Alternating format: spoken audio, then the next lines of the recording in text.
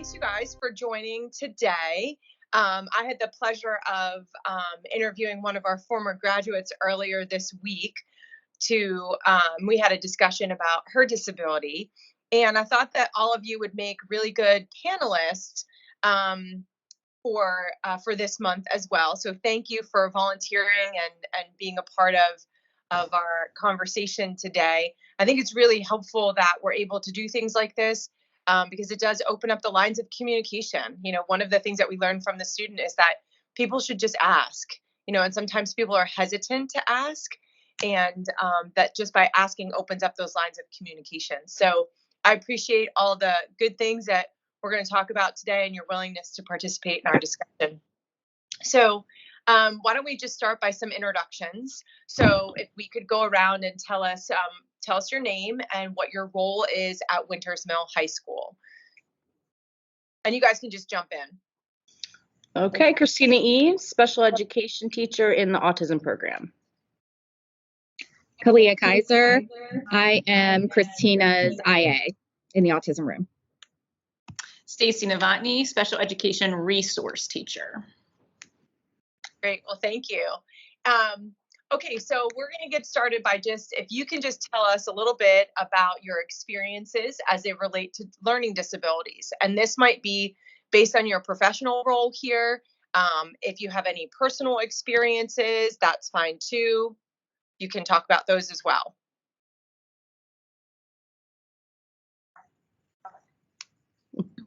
I'll go. It's up to you. You guys just jump right in. Okay. As a child growing up, I had an aunt and an uncle that are disabled. So it's just been something that's part of my family forever.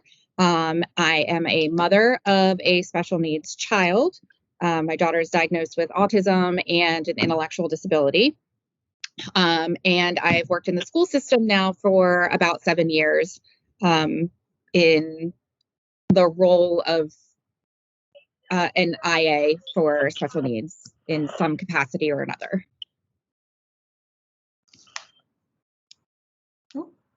So for me, I was never diagnosed with a disability, but I believe I have one. I didn't realize until I went to private school until high school. And then when I got to high school, I finally found teachers who taught me the way I needed to. And I kind of just started excelling from there. So that's what kind of got me interested in becoming a special education teacher. And then personally, I'm also a parent of a child who was recently diagnosed about a year ago with ADHD. He's a young guy, he's 5. So that's where I am with my dealing with disabilities daily. Right, yeah. Mm-hmm. And I am unmuted. Yes. I have worked with students with disabilities for a good bit. I started when I was going to school at the community college, and I worked in the county as a 1-to-1 and started to get my college degree in special ed. All my sisters are teachers, and I wanted to follow in their path and my father's path, working with people with disabilities. So I've been working since 2009 as a teacher, and I love it. It is my passion. And my son was recently diagnosed with autism, so it is my life, and I learn from it every single day. So, yeah. Mm-hmm. So I find it interesting. Kalea, how did you get involved? I know Christina and Stacy, you both mentioned sort of your reason for pursuing a career. Kalea, can you talk a little bit about your choice of getting into education? Sure. My grandmother was actually a teacher, so always something that I wanted to do. I started out actually as a ballet teacher.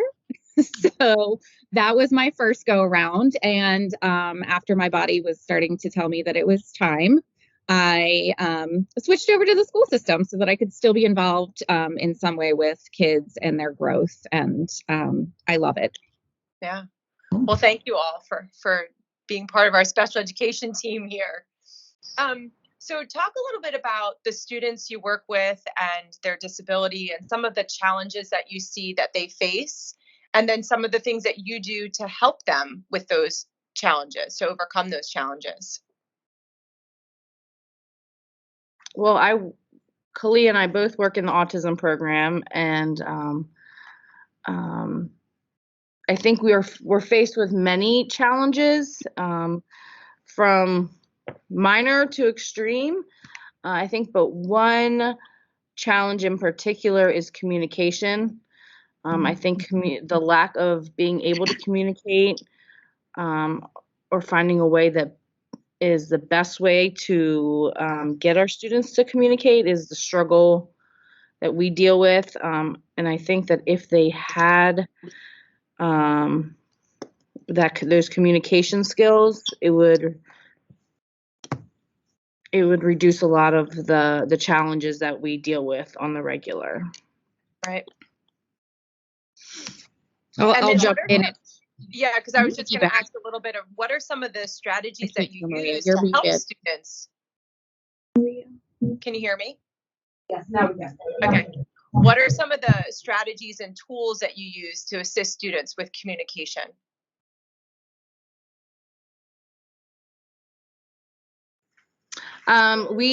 Each student has a communication system, and they look very different depending on the student.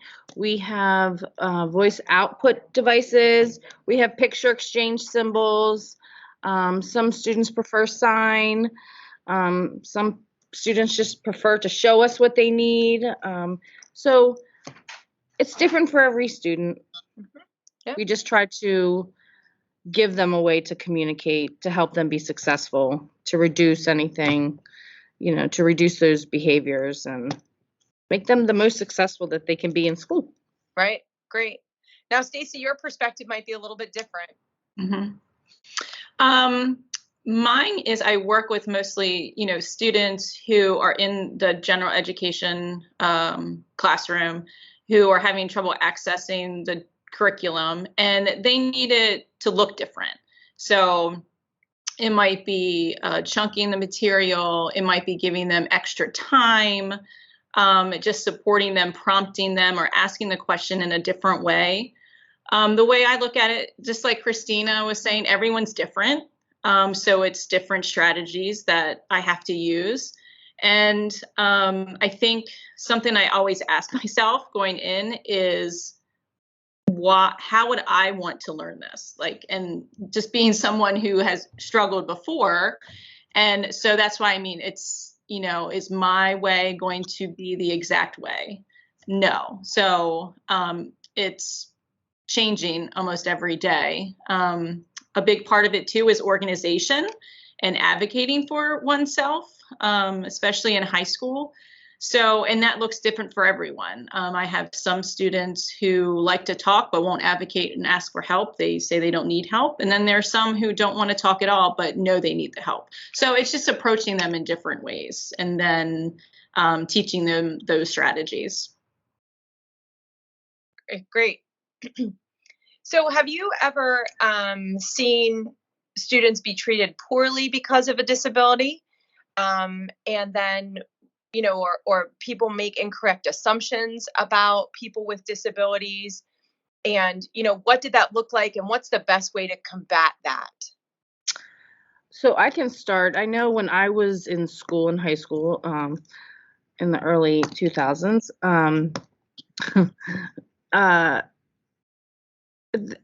I did witness some peers with bullying with students with disabilities. However, I think it has gotten a lot less. I think students are more aware. I think a lot of the students that were bullying just didn't understand. And I think the school system is doing a great job teaching other, students about the different disabilities. And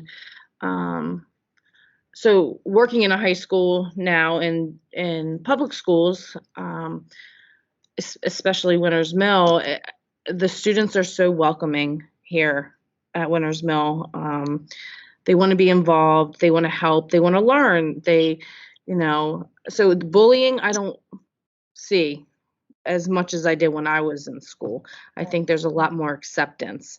I do think there's still a lot of questions and a lot of students don't understand, but they are still choosing to be kind rather than not. Not saying that there aren't people that aren't kind, but I see more positive than negative with the students here at Winners Mill. In my 14 years, previously before here, I was in elementary school, and then before that, middle school. I definitely witnessed a lot of, students, peers, and teachers just think that, a student with a disability isn't smart enough to get the work and to even get a diploma, which is, sad. But as like Christina says, I agree, like as the years have gone by in my career and just being here at Winners Mill, I mean, there's definitely more inclusion happening, and it's great to see. I have seen it personally, like with my own son, how people treat him like, oh, he's just, he's annoying, or he's, because he can't sit still, or he just won't listen, like he's just a bad kid because of that. And, ways that I've been combating both students and as a mom is advocating for those students and, letting them know that I'm more than happy to share how to interact with my son and other students to teachers and other individuals, because I don't want, either students or my own son to, have a lack of self-esteem. Their mental health is important too, and a lot of that surrounds students with disabilities. So I talk a lot. I mean, and that's, that's my job. That's what I need to do as a teacher and a parent. Right. So. Yeah. So one thing you mentioned, I'll wait for you. One thing you mentioned was incorrect assumptions. And one thing that I see really frequently that bothers me the most is that because a lot of students are nonverbal, is that they also are not hearing. Just the fact that people like to talk about a student in front of them because they can't communicate does not mean that they're not understanding everything and hearing everything that we say. It is just an incorrect assumption that happens a lot. Unfortunately, I think there's a lot of work to be done. Just with doctors and things like that, like going to a doctor's office and having the doctor talk to me instead of my daughter and saying, like, I'm going to give her the opportunity to answer for herself first before I jump in and try to help. Just give every opportunity for that typical interaction between people. I wouldn't talk about my best friend in front of other people. I'd let them speak for themselves, or, to make sure that they're being given those same opportunities as anyone else. Right. Yeah. Thanks for bringing that up, because so oftentimes we as adults sometimes speak for children when they can speak for themselves, and we don't give them that opportunity. So you talked a little bit about sort of combating, and helping people to understand. What's some advice or some suggestions that you might give for people to learn more about disabilities and to be able to sort of expand their knowledge base in terms of working with students with disabilities, and then just learning more in general about different disabilities? I mean, there's always Google. However, it's just like us learning in a college classroom. It's better when we're hands-on, right? Getting into the classroom, working with students, communicating with them, talk to them in the hallway, like just get to know these students. And I think that's how you'll learn the best, is including them and making yourself available. I agree. I mean, educate. I've had many interns, like general ed interns who've come and just shadowed me for a day because they need to get like the special ed requirement done. And they're really blown away about what we do every day and the students that we work with. And I've always said, I always ask, what are you learning in your, special ed class? And a lot of it is special ed law, things like that. They haven't really been taught the many disabilities that they could come across, in the classroom, especially now that we're becoming more inclusive, in the classroom, in the school system. I just feel like, it would be great if they had more opportunity in college to take actual class that talks about different disabilities and how to work with those students. Because I think they would be surprised and it would help them then further in the classroom. So just my opinion. Yeah. I was also gonna say, having, if you have the time, volunteer somewhere. Special Olympics is a great place to start. There are children actually they have the young athletes program now. So they have, toddler age all the way to 100. So you can encounter different ages, different stages of people in their development, and a wide array of disabilities that you can encounter there. So volunteering at events or as a coach for a sport or something is an excellent way to get involved. And I know of many other organizations that have volunteer opportunities. That's a great way to get to know and get a lot of hands-on experience as well. Oh, great. Okay, so now this one is a little sort of an interesting question. So I know as special educators, you are always thinking and doing things differently because you all mentioned that it really just depends on the child. So if you had to pick one thing as your superpower as a special educator, what attribute would you say would qualify as your superpower as a special educator? I'm calling it. I want to read minds. You want to read your mind? Exactly. I have to agree. I want to be able to read their mind. It would solve a lot of time trying to pull it from them. But yeah, a mind reader would be great. And just how they're like someone who can feel how they're feeling. Does that make sense? Mm-hmm. Yes. Yeah. Mm-hmm. Inside. So. Yeah. Right. Yeah. So, what advice would you give anybody who might be struggling with a disability? I know you all have interactions with both parents and students that sometimes face struggles that are a direct result of their disability. What advice would you give them in that regard? I think advocate for themselves. Yep. I mean, that's what we're trying to teach them is to advocate and, like you said, Maria, to have their own voice, and someone else mentioned it too, teaching them how to do that, finding resources available to them through different agencies and really taking advantage of those things. Teachers, counselors, don't be afraid to ask for help, find that trusted adult.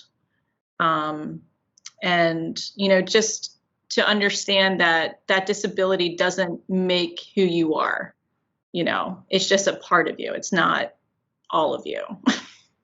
Right.